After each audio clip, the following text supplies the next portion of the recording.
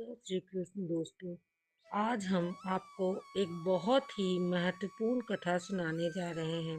इस कथा के माध्यम से हम आपको यह बताएंगे कि इस संसार में सबसे बड़ा दान कौन सा होता है, इस जिसे करने से पूर्ण पुण्य की प्राप्ति होती है और हम कैसे बुरे लोगों की पहचान कर सकते हैं।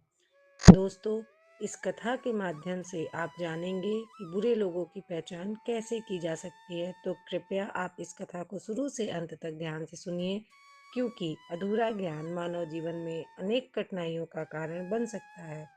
कथा आरंभ करने से पहले यदि हमारे चैनल को अभी तक आपने सब्सक्राइब नहीं किया है तो ज़रूर सब्सक्राइब करें।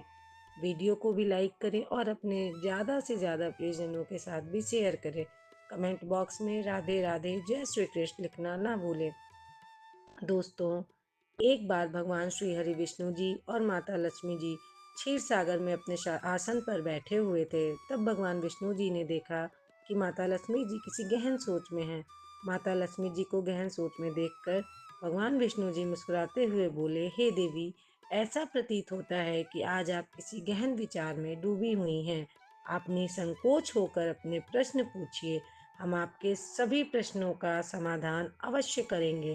भगवान विष्णु जी की बात सुनकर माता लक्ष्मी जी ने कहा, हे प्रभु, आज मेरे मन में एक जिज्ञासा है। मैं यह जानना चाहती हूँ कि इस दुनिया में सबसे बड़ा दान कौन सा है, जिससे पूर्ण पुण्य की प्राप्ति होती है, और बुरे लोगों की पहचान कैसे की जा सकती है। मनुष्य उन लोगों को कैसे पहचान सकते हैं। तब भगवान विष्णु जी ने माता लक्ष्मी जी से कहा, हे देवी, आपने सचमुच मानव जाति के कल्याण हेतु अति महत्वपूर्ण प्रश्न पूछे हैं। यह प्रश्न मनुष्य के जीवन में अत्यंत मूल्यवान है। इसलिए मैं आपको आपके इन प्रश्नों के उत्तर एक महत्वपूर्ण कथा के माध्यम से दूंगा, लेकिन आपको इस कथा को शुरू से लेकर अंत तक ध्यानपूर्वक सुनना होगा।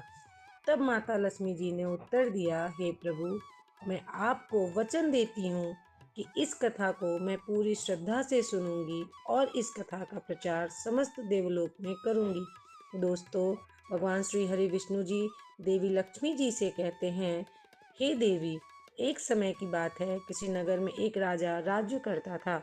वह राजा बहुत ही धर्मपरायण, बलशाली, वीर और अत्यंत ही बुद्धिमान था। इसके साथ ही वह बहुत दयालु भी था।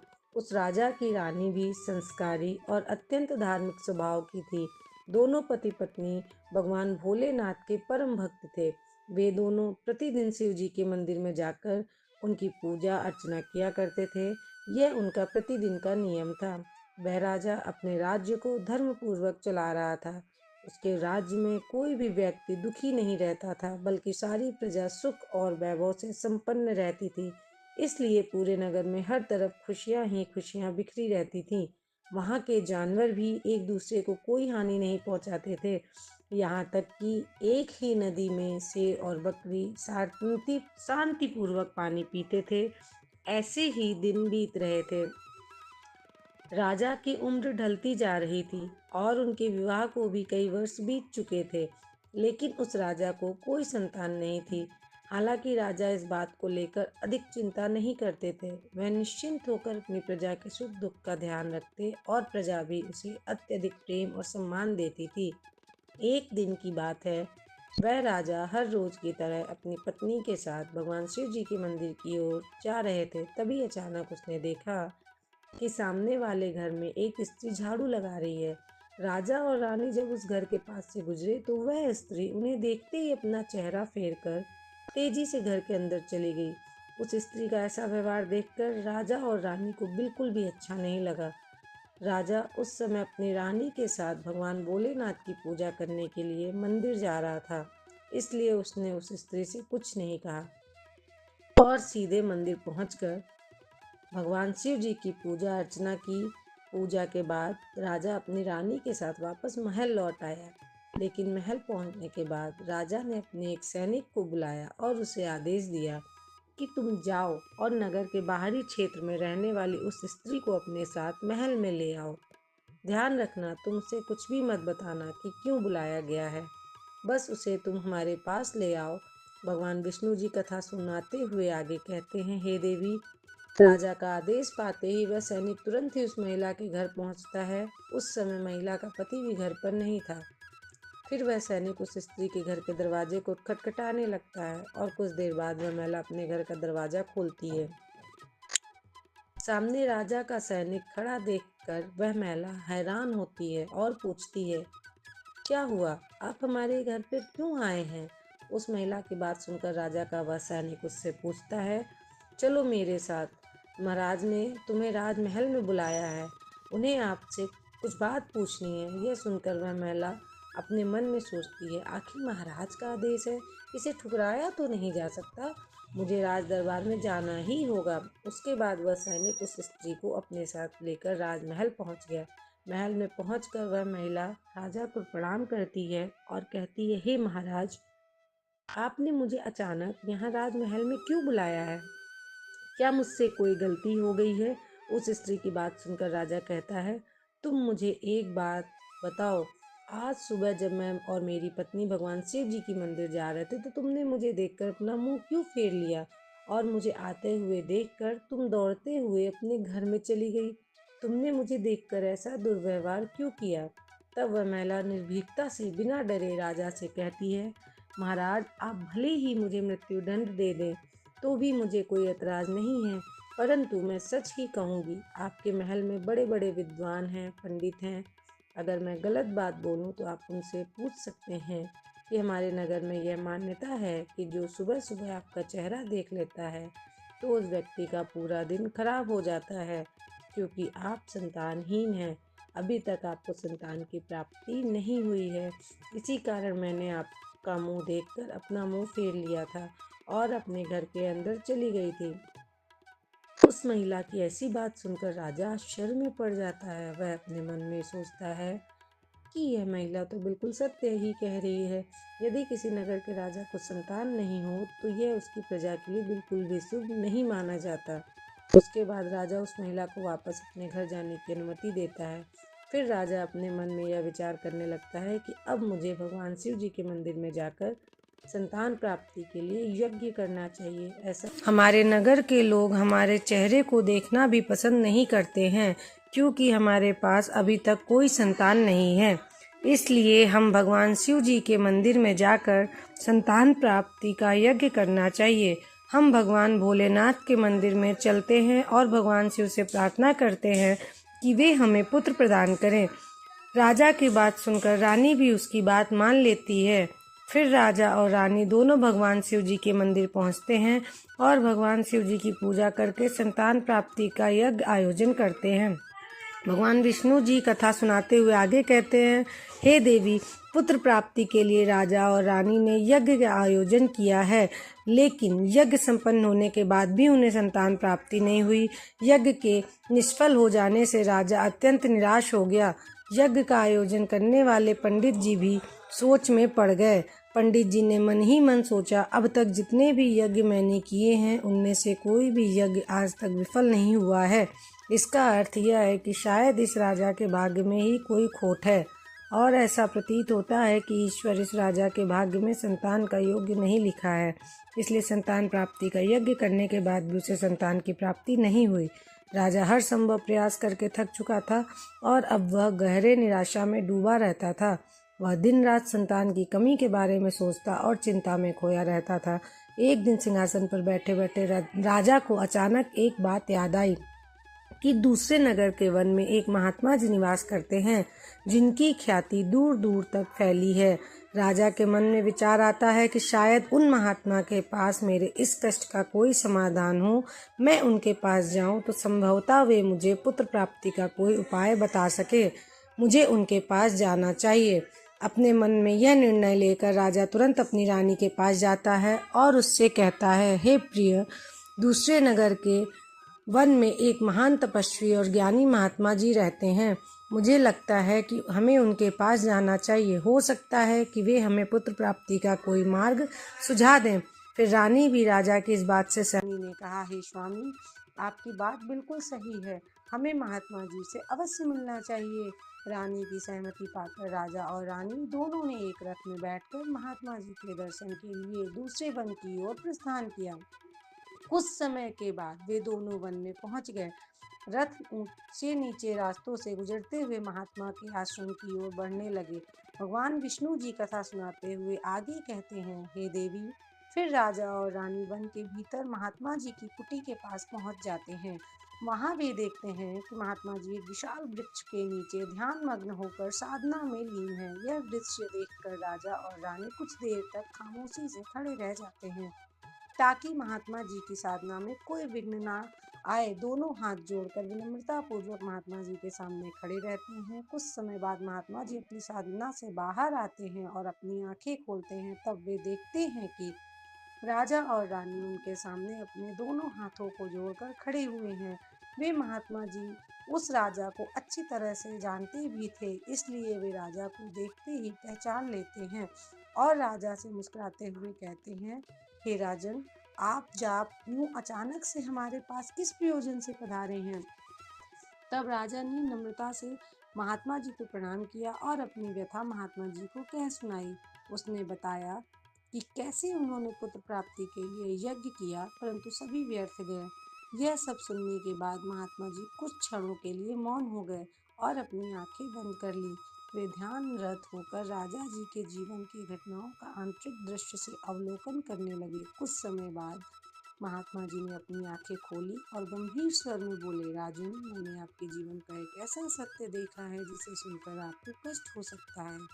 आपके पिछले जन्म में किए गए एक पाप का फल इस जन्म में आपके ऊपर भारी पड़ रहा है।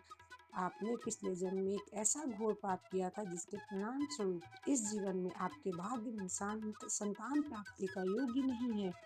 इस कारण से आपके सभी प्रयास निष्फल हो रहे हैं। भगवान विष्णु जी कथा सुनाते हुए आगे कहते हैं, देवी। महात्मा जी की बातें सुनकर राजा उनके चरणों में गिर पड़ा और विनती करते हुए बोला, हे महात्मा, कृपा करके आप ऐसा मत कहिए।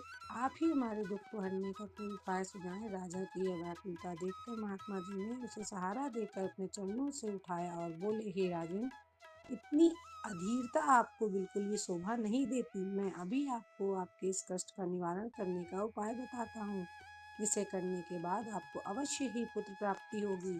इतना कहकर वे महात्मा जी अपनी कुटिया के भीतर जाते हैं और थोड़ी देर के बाद हाथ में एक कटोरी में खीर लेकर बाहर आ जाते हैं और उन्होंने वह खीर राजा को देते हुए कहा, राजन, महल पहुंचकर आप और रानी साहबा दोनों ही स्नान आदि करके इस खीर को प्रसाद के रूप में ग्रहण करके ऐसा करने से आपको निश्चित ही पुत्र की प्राप्ति होगी। परंतु राजन, आप मेरी एक बात याद रखना, इस पुत्र की आयु मात्र 20 वर्ष की ही होगी। जिस दिन आपके पुत्र की आयु 20 वर्ष की होगी, उस दिन उसकी मृत्यु हो जाएगी। महात्मा जी की इस बात को सुनकर राजा गहरी सोच में डूब गया। वह मन में सोचने लगा, चलो 20 वर्षों के लिए ही सही, परंतु इस संतानहीनता का कलंक तो मिट जाएगा, हमें संतान का सुख तो मिलेगा। राजा ने मन ही मन इस बात को स्वीकार कर लिया और महात्मा जी से निवेदन किया, हे महात्मा, आपका आशीर्वाद और मार्गदर्शन स्वीकार्य है। कृपा करके हमें यह अवसर दें। महात्मा जी ने मुस्कुराते हुए राजा को आशीर्वाद दिया। राजा और रानी ने महात्मा जी को प्रणाम किया, उनकी चरण वंदना की और विनम्रता पूर्वक आभार व्यक्त किया। इसके बाद राजा और रानी अपने रथ में बैठकर महल की ओर लौट चले। इसके बाद महल पहुंचकर राजा और रानी स्नान आदि कर भगवान भोलेनाथ जी का प्रसाद बनाते हुए श्रद्धा से उस खीर को ग्रहण करते हैं। उसके कुछ ही दिनों बाद रानी गर्भवती हो जाती है, जिससे रानी बहुत ही प्रसन्न हो जाती है। जब राजा ने यह शुभ समाचार सुना तो वह भी खुशी से झूम उठा। संतान प्राप्ति का यह सुखद समाचार सुनने के बाद राजा ने महात्मा जी के प्रति अपनी कृतज्ञता प्रकट करने का निश्चय किया। राजा अपने रथ में ढेर सारे फल, फूल, वस्त्र और अन्य भेंट सामग्रियां रखकर वन में महात्मा जी की कुटिया की ओर चल पड़ा। कुटिया के निकट पहुंचकर राजा ने अपने रथ को रोक दिया और विनम्र भाव से नीचे उतरकर महात्मा जी के पास पहुंचा। महात्मा जी ध्यान मग्न बैठे थे। राजा ने उनके पास जाकर सभी वस्त्र, फल, फूल उन्हें समर्पित किए और गहरे आदर के साथ प्रणाम करते हुए कहा, हे महात्मा, आपकी ही कृपा से हमें संतान प्राप्ति का सुख प्राप्त होने जा रहा है, इसलिए आप मेरी यह तुच्छ सी भेंट कृपा स्वीकार करें। महात्मा जी राजा की विनम्रता और कृतज्ञता से अत्यंत प्रसन्न हुए। उन्होंने राजा की भेंट को स्वीकार कर उसे आशीर्वाद दिया और कहा, राजन, तुम्हारी भक्ति और संकल्प ने ही तुम्हारे जीवन को फल दिया है, वह अनमोल है। जाओ, तुम्हारी संतान गुणवान और धर्मनिष्ठ हो। उसके बाद राजा ने महात्मा जी का आशीर्वाद पाकर उनसे विदा ली और अपने रथ में बैठकर वापस अपने महल की ओर प्रस्थान करते हैं। महल लौटकर राजा बहुत ही खुशियां मनाता है। भगवान विष्णु जी कथा सुनाते हुए आगे कहते हैं, हे देवी, ऐसे ही दिन बढ़ रहे थे। आखिरकार वह शुभ दिन आया जब राजा के यहाँ एक पुत्र का जन्म हुआ। पुत्र के जन्म से जैसे महल में खुशियों की बयार बहने लगी। राजा ने पुत्र प्राप्ति की खुशी में पूरे नगर में उत्सव का आयोजन किया। महल को फूलों और रंग बिरंगी लाइटों से, दियों से सजा दिया। अपने पिता के ही गुणों का प्रतीक बनते हुए बेटा बड़ा होने लगा। वह अपने पिता की तरह ही धर्मनिष्ठ, आत्मानुभूति, माता, शौर्य और भक्ति के गुण प्रकट होने लगे, जिससे राजा का हृदय गर्व से भर उठता। सौरवीर के गुणों और आचरण को देखकर सभी आश्वस्त थे कि वह एक दिन अपने पिता की तरह महान राजा बनेगा। जैसे जैसे समय बीता, राजा का हृदय गर्व और खुशी से भरता गया। संतान सुख की प्राप्ति ने उसकी सभी चिंताओं को मानो हर लिया था और वह अपने पुत्र में पूर्ण संसार का आनंद खोजने लगा। वह राजा पुत्र के प्रति अपने स्नेह में इतना डूब गया कि वह यह महत्वपूर्ण बात भी भूल बैठा कि उसके पुत्र की आयु मात्र 20 वर्ष तक की ही है। भगवान विष्णु जी कथा सुनाते हुए आगे कहते हैं, हे देवी, फिर एक दिन जब उस राजा को यह बात याद आती है कि उसके पुत्र की आयु मात्र 20 वर्ष ही है, इसलिए जब दिन रात पुत्र के भविष्य को लेकर व्याकुल रहने लगा। इस बीच एक अन्य नगर में एक महापराक्रमी राजा का राज्य था। उस राजा की एक पुत्री थी जो अपनी सुंदरता और दयालुता के लिए प्रसिद्ध थी। वह देखने में ऐसी लगती थी मानो स्वर्ग की अप्सरा स्वयं धरती पर उतर आई हो। वह बहुत ही दानी स्वभाव की थी, क्योंकि उसने अपने माता पिता से धर्म और संस्कारों की शिक्षा ली थी, इसलिए उसका हृदय करुणा और उदारता से भरा हुआ था। वह प्रतिदिन सुबह उठकर पक्षियों को दाना डालती और अपने द्वार पर आने वाले साधु संतों, भिक्षुओं को सदा ही आदर से भोजन कराती थी। कोई भी भूखा उसके द्वार से खाली हाथ नहीं लौटता था। ऐसे ही दिन बीत रहे थे। उस राजा की पुत्री भी अपने गुणों के साथ बड़ी हो रही थी। एक दिन जब सौरवीर के पिता को यह बात पता चली कि दूसरे नगर में एक धीर वर पराक्रमी राजा राज्य करता है, जिसकी पुत्री गुणों की खान है, साथ ही वह अत्यधिक सुंदर भी है, तो राजा ने अपने मन में सोचा कि ऐसी धर्मात्मा और तेजस्वी कन्या के साथ अपने पुत्र सौरवीर का विवाह करना उचित रहेगा।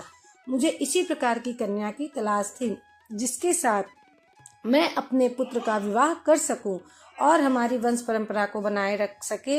इस विचार के साथ ही राजा ने अपने मन में निर्णय किया कि वह उस राजा से प्रस्ताव रखेगा जिससे वह अपने पुत्र सौरवीर का विवाह उस सुंदर और धार्मिक कन्या के साथ कर सके।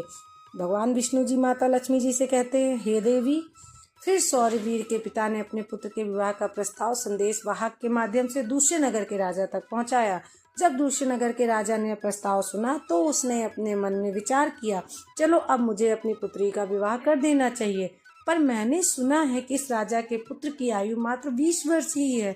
इस राजा का पुत्र लेकिन बहुत ही योग्य, पराक्रमी और धर्मपरायण है। भले ही उसकी आयु का भविष्य अनिश्चित हो, इसलिए अगर उसके यहाँ कोई पुत्र पैदा हो गया तो उसका वंश आगे बढ़ता रहेगा, जिससे पुत्र भी अपनी संतान के साथ सुखी रहेगी। इन विचारों को मन में संजोए हुए उस राजा ने सौरवीर के विवाह प्रस्ताव को सहर्ष स्वीकार कर लिया। फिर कुछ ही दिनों के भीतर शुभ मुहूर्त में सौरवीर का उस राजकुमारी के साथ विवाह हो गया। वह राजकुमारी न केवल सुंदर थी बल्कि बहुत ही दयालु स्वभाव की थी। उसने अपने बचपन से ही यह नियम अपनाया था कि जब तक वह किसी भूखे या असहाय प्राणी को भोजन नहीं करवाती तब तक वह स्वयं भोजन ग्रहण नहीं करती। उसके माता पिता ने उसे सेवा और दान की भावना सिखाई थी और उसने अपने जीवन का इस चीज को अटूट हिस्सा बना लिया था। के पश्चात राजकुमारी का यह नियम उसके ससुराल में भी जारी रहा। हर सुबह वह महल के द्वार पर जाकर जरूरतमंद लोगों को भोजन करवाती और अपने हाथों से उन्हें अन्न दान करती। उसकी यह दया भावना देखकर महल के सभी लोग उसका बहुत सम्मान करने लगे थे। धीरे धीरे ऐसे ही समय गुजर रहा था और हर गुजरते दिन के साथ सौरवीर की उम्र भी बढ़ रही थी। राजा और रानी इस बात को लेकर मन ही मन चिंतित रहते कि उनका पुत्र अब अपने जीवन के अंतिम समय की ओर बढ़ रहा है। उन महात्मा की वह भविष्यवाणी हमेशा याद रहती कि सौरवीर की आयु केवल 20 वर्ष ही होगी। इस दुखद सत्य को केवल राजा और रानी ही जानते थे। उन्होंने यह बात किसी और को नहीं बताई थी ताकि महल में कोई ताकि महल में ताकि महल में कोई चिंता का माहौल ना बने। जैसे जैसे सौरवीर की आयु 20 वर्ष की ओर बढ़ रही थी, राजा और रानी के दिल की धड़कनें तेज हो रही थी। अपने पुत्र के प्रति उनका प्रेम और मोह इतना अधिक था कि वे चाहकर भी इस चिंता से मुक्त नहीं हो पाते थे। भगवान विष्णु जी की कथा सुनाते हुए आगे कहते हैं, हे देवी, फिर वह दिन भी आ जाता है जब सौरवीर के जीवन के मात्र 3 दिन शेष रह जाते हैं। राजा और रानी का दिल भारी हो जाता है। राजा बार बार अपने मन में सोचने लगा, अब मैं क्या करूं? मेरा पुत्र 3 दिन बाद मुझसे हमेशा के लिए दूर हो जाएगा। क्या कोई ऐसा उपाय नहीं है जिससे मैं उसे बचा सकूं? रानी भी इस दुख से भरी थी और हर पल अपने पुत्र के जीवन की कल्पना करती रहती। इसलिए उनके पुत्र मोह ने उन्हें बीमार और कमजोर बना दिया था। दोनों इतने दुखी थे कि अब उन्होंने भोजन करना भी छोड़ दिया था, परंतु अपनी पीड़ा को उन्होंने किसी के सामने प्रकट नहीं किया। वे नहीं चाहते थे कि महल के लोग उनके पुत्र की मृत्यु की बात सुनकर दुखी हों और चिंता में पड़ जाएं। फिर वह आखिरी दिन भी आ पहुंचा जिस दिन सौरवीर की आयु पूरी होनी थी, उसकी मृत्यु होनी थी। फिर उस दिन जैसे ही सुबह हुई, राजा और रानी अपनी चिंता और दुख से व्याकुल होकर भगवान भोलेनाथ के मंदिर में बैठकर उनकी पूजा अर्चना में लग गए। वे दोनों भगवान भोलेनाथ से प्रार्थना करते हुए कहने लगे, हे प्रभु, आप कृपा करके हमें पुत्र की मृत्यु होने के दुख को सहन करने की शक्ति दीजिए। हम जानते हैं कि जो भी किसी के भाग्य में लिखा होता है उसे कोई बदल नहीं सकता, वह होकर ही रहता है, परंतु हमारे लिए यह समय बहुत कठिन है। उधर राजकुमार सौरवीर की पत्नी अपने दैनिक धर्म कर्म के कामों में लगी हुई थी। हर दिन की तरह वह भूखे गरीबों और निर्धनों को भोजन करा रही थी, पक्षियों को दाना डाल रही थी और जरूरतमंदों की सहायता में लगी थी। उसने अपने पति की आयु के बारे में कुछ भी नहीं पता किया था, इसलिए वह निश्चिंत होकर अपने कार्यों में मग्न थी। इसी बीच यमलोक में धर्मराज जी ने देखा कि आज राजकुमार सौरवीर की मृत्यु का दिन है, तो उन्होंने तुरंत ही अपने 2 प्रमुख दूतों को बुलाया और उन्हें आदेश दिया, जाओ और अब से कुछ समय बाद राजकुमार सौरवीर के प्राण उसके शरीर से निकालकर अपने साथ यमलोक ले आओ, परंतु ध्यान रहे कि उसकी मृत्यु एक विशेष कारण से होनी है। उसकी मृत्यु एक सांड द्वारा उसे पीछे से ठोकर मारने से ही होगी। जब वह सांड राजकुमार सौरवीर को पीछे से ठोकर मारेगा, तभी उसके प्राण हमारे पास आ सकेंगे। इसलिए तुम दोनों एक सांड के पास जाकर उसे राजकुमार सौरवीर की मृत्यु के लिए प्रेरित करो। धर्मराज के आदेशानुसार वे दोनों यमदूत यमलोक से धरती पर जाने के लिए तत्पर हो गए। भगवान विष्णु जी माता लक्ष्मी जी से कहते हैं, देवी, वे दोनों यमदूत राजकुमार सौरवीर के प्राण लेने के लिए आकाश मार्ग से होते हुए पृथ्वी लोक पहुंच जाते हैं। दूसरी ओर धर्मराज की माया के प्रभाव से एक सांड ने अपने मन में सोचा कि आज मुझे राजमहल के अंदर सुंदर बगीचे में प्रवेश करना चाहिए और वहाँ घूमना चाहिए। मुझे देखना चाहिए कि राजमहल का बगीचा कैसा है। फिर बिना किसी रुकावट के वह सांड धीरे धीरे चलते हुए महल के बगीचे में जा पहुंचा। संयोग से ये वही बगीचा था जहाँ राजकुमार सौरवीर प्रतिदिन टहलने के लिए आते थे। धर्मराज की माया से प्रेरित वह सांड जैसे ही बगीचे में प्रवेश करता है तो वहाँ जाकर वह घास चरने और इधर उधर घूमने लगता है। उसी समय धर्मराज के 2 दूत राजमहल के बगीचे के द्वार के पास खड़े हो गए। वे दोनों बगीचे के भीतर की गतिविधियों पर नजर बनाए रखते हैं। कुछ समय बाद राजकुमार सौरवीर इस बगीचे में टहलने के लिए आता है। राजकुमार सौरवीर को सांड के वहां होने का एहसास नहीं था और वह अपने विचारों में खोए हुए बगीचे में टहलने लगता है। तब वे दोनों यमदूत अपने मन में सोचते हैं, अब बस थोड़ी ही देर में राजकुमार सौरवीर की आयु समाप्त होने का समय निकट आ जाएगा। हमें इंतजार करना है उस पल का जब यह सांड राजकुमार को ठोकर मारेगा, तब हम उसके प्राण लेकर यमलोक लौट जाएंगे। जब वे दोनों दूत यह विचार कर रहे थे, तभी क्या होता है कि एक अन्य नगर में एक निर्धन ब्राह्मण रहता था। उस ब्राह्मण की एक पुत्री थी जिसका समय रहते उसने विवाह कर दिया था, लेकिन दुर्भाग्य से उसकी बेटी का पति एक दुष्ट प्रवृत्ति का व्यक्ति था, जो बहुत ही मदिरापान करता था, जुआ खेलता था, पराई स्त्रियों के साथ संबंध बनाता था। यही नहीं, वह अपनी पत्नी को नशे में होकर अक्सर मारता पीटता था और उसे घर से निकालना चाहता था। उसकी इस आदत के कारण गरीब ब्राह्मण की बेटी बहुत दुखी और पीड़ित रहने लगी थी। लेकिन वह गरीब ब्राह्मण की बेटी जब अपने पति के साथ कुछ समय तक रही, तब एक दिन वह गर्भवती हो जाती है। इसलिए एक दिन उसने अपने पति की मारपीट से तंग आकर उसे छोड़कर वह अपने पिता के घर अपने मायके आ जाती है। वह आंसुओं से भरी आंखों के साथ अपने पिता से कहती है, पिताजी, आज के बाद मैं अपने पति के साथ नहीं रह सकती, क्योंकि वह मुझे रोज मारता पीटता बुरी तरह से अपमानित करता है। मुझे यहाँ आने के लिए क्षमा कर दीजिए, लेकिन मैं वहाँ ना रहने पर मजबूर हूँ।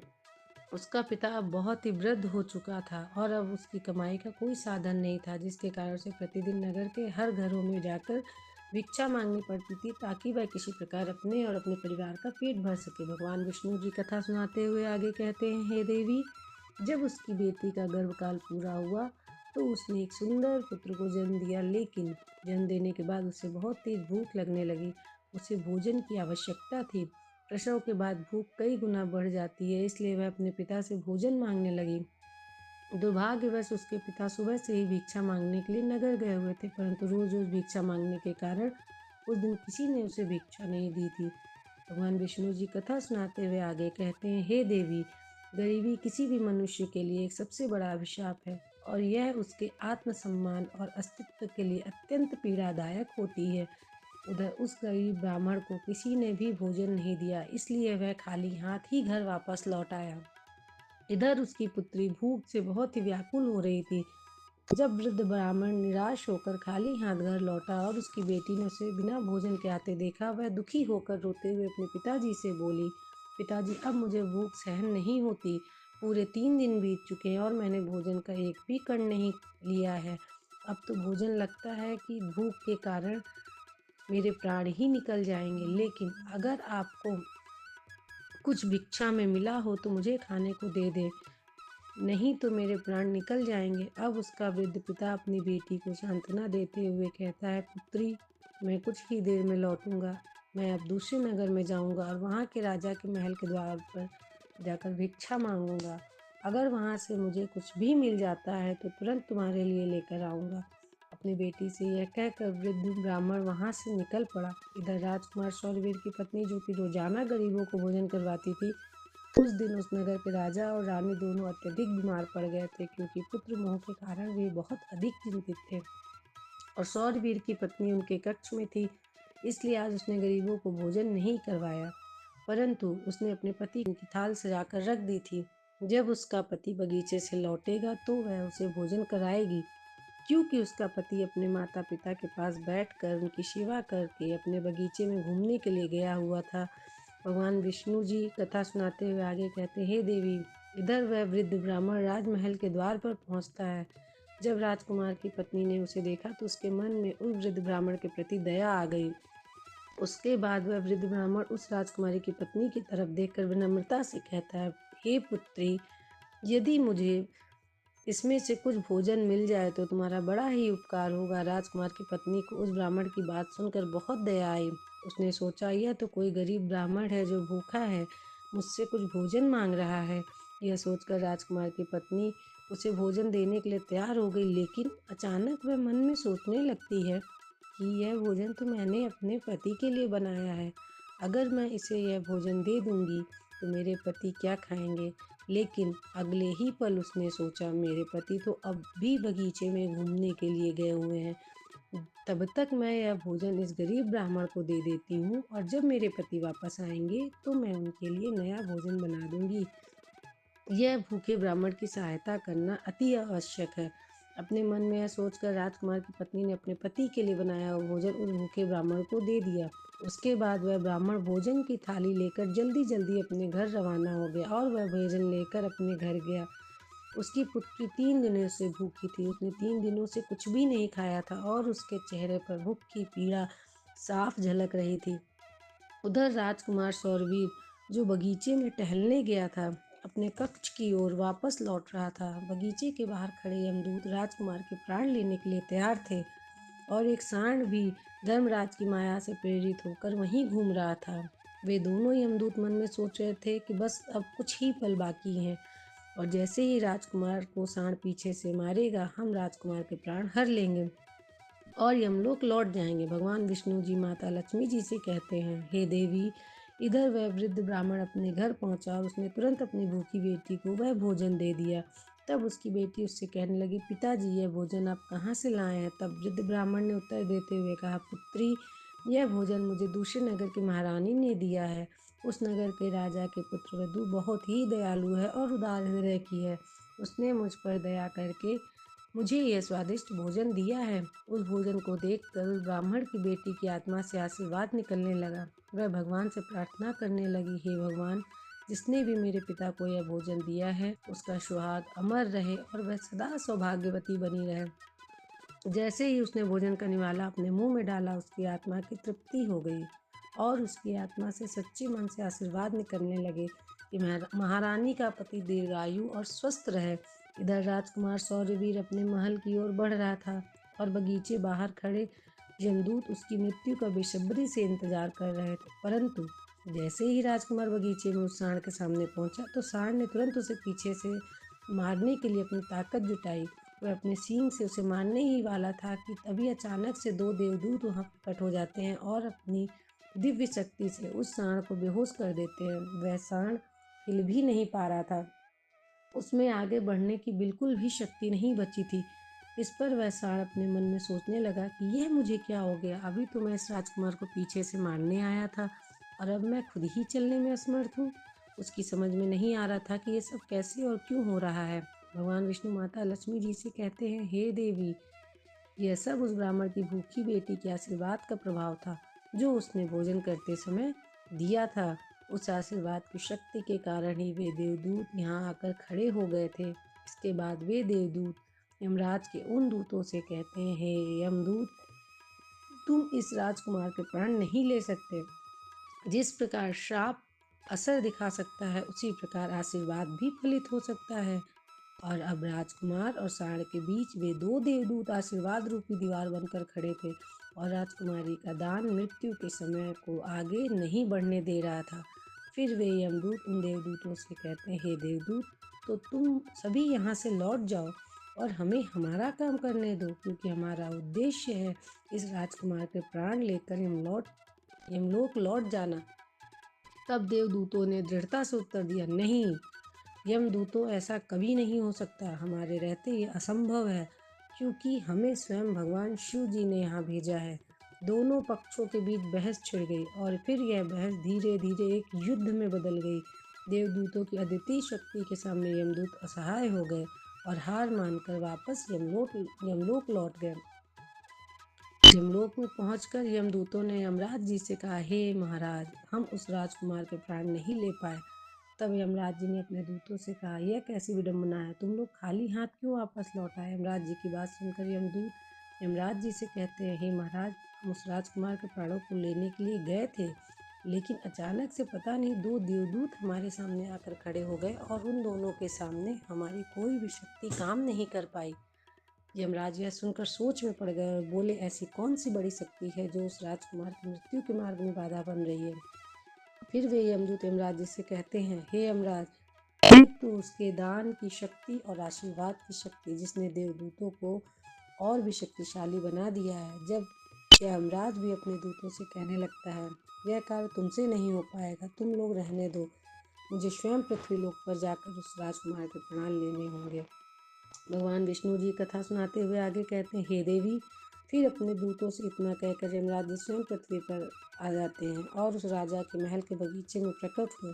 वहाँ उन देवदूतों से यमराज जी कहते हैं, देवदूत, क्या तुम लोग ये नहीं जानते कि विधि का विधान अटल है? जब किसी की आयु पूरी हो जाती है तो उसे यमलोक जाना ही होता है।